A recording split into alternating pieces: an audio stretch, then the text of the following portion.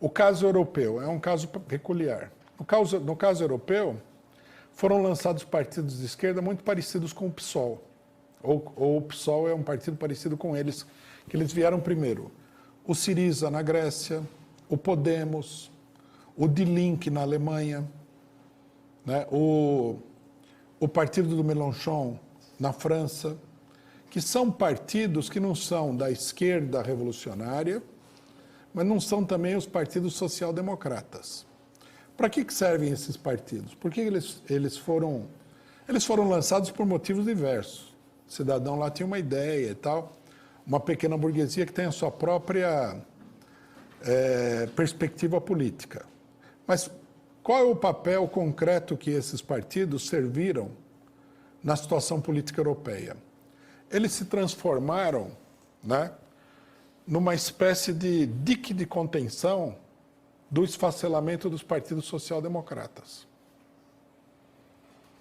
Você tem o Partido Social-Democrata, que são grandes partidos. Aí esse partido começa a arrebentar. Então eles construíram do lado, né, vamos supor que fosse uma espécie de rio, eles construíram do lado uma saída de água. Então, à medida que a água sai desse partido, o setor mais esquerdista, mais radical, vai para esses partidos pequenos da esquerda. Isso na Europa é uma espécie de proteção da social-democracia. Não é um ataque só contra a social-democracia. Porque a social-democracia europeia cumpre um papel muito importante de segurar o regime pela esquerda. À medida que eles vão perdendo fôlego, esses partidos se constituem como uma espécie de pequena social-democracia, com outro tipo de retórica, com outro tipo de colocações, etc. e tal. Né? Aí o pessoal sai da social-democracia, vai para esses partidinhos, e o partidinho e a social-democracia atuam juntos para conter o negócio. Né? O Syriza, por exemplo, na Grécia, o Syriza apareceu porque o PASOK, que era o partido social-democrata grego, muito antigo e tradicional, se esfacelou devido à sua política neoliberal. Aí o Syriza ocupou temporariamente o papel do PASOK na contenção da mobilização. O Podemos está aliado com a social-democracia espanhola, que é uma social-democracia ultradireitista.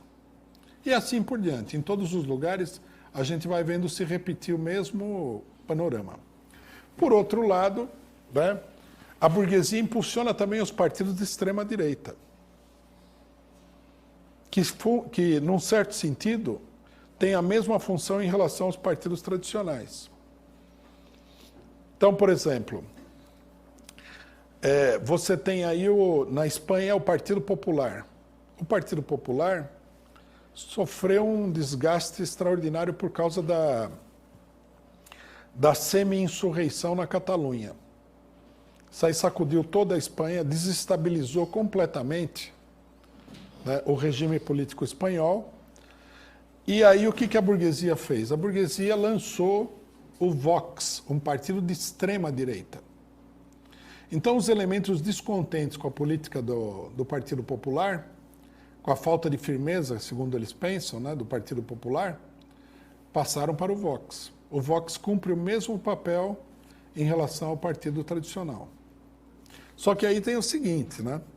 A evolução da situação, que leva a uma polarização, vai levar a polarização no interior desse bloco de partidos que a própria burguesia controla como se fossem peças de um jogo de xadrez.